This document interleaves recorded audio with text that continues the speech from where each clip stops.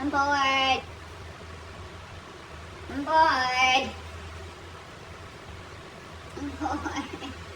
I'm bored. Boredom is not an emergency. It's not a parenting failure, and it's definitely not an invitation to hand them an iPad. Boredom is a brain rep, and I'm telling you, you should low-key be kind of happy when you hear it. When your child's environment is not quite as engaging as a brain would like, it sends it a signal. Like hunger or thirst, they get uncomfortable. What's happening is their attention networks are scanning the world for something worth paying attention to, and they just can't find one. No matter how many Five Below toys you done bought to keep them busy, the dopamine in their brains keeps flagging everything as low reward, low reward, low reward. It's not necessarily that there's nothing to do, there's a mismatch between what the brain wants and what it's getting. Cue in the complaining and the discomfort and the restlessness. This is when kids tend to reach for their phones or tablets in search of that stimulation. And a majority of parents today are happy to oblige. But let me show you what you're robbing your kids of when you do that.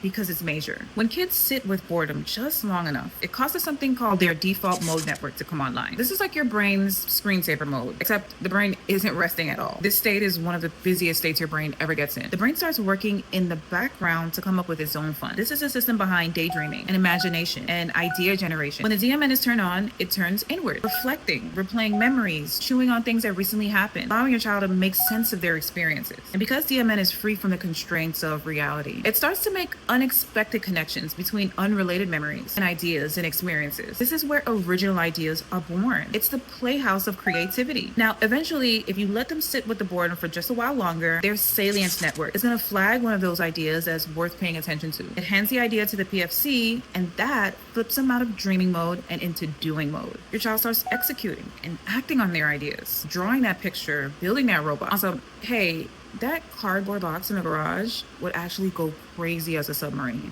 Yeah, let me go build it. Or I wonder what would happen if, or I think I'm gonna paint every single one of my nails a different color and see how that looks. No matter how silly or outrageous the idea, the point is you gave them the opportunity to come up with that idea, to be playful, creative, imaginative, completely on their own. When you appease boredom with an iPad every single time, you take that opportunity away. Every single time. Now, imagine spending your entire childhood having your boredom fixed by a screen. Imagine never being allowed to tap into your creative brain. Think about the brain that grows into, the adult that becomes. And that's not even all. Being bored builds problem solving, a crucial life skill. They need to be able to figure things out and troubleshoot and plan, and they need to be able to do it without you. So boredom fosters independence too, and it's identity work. Your child gets to learn themselves, learn what they're drawn to, what calms them down, what excites them, and what ideas they can come up with without a feed. So please, let your kids be bored.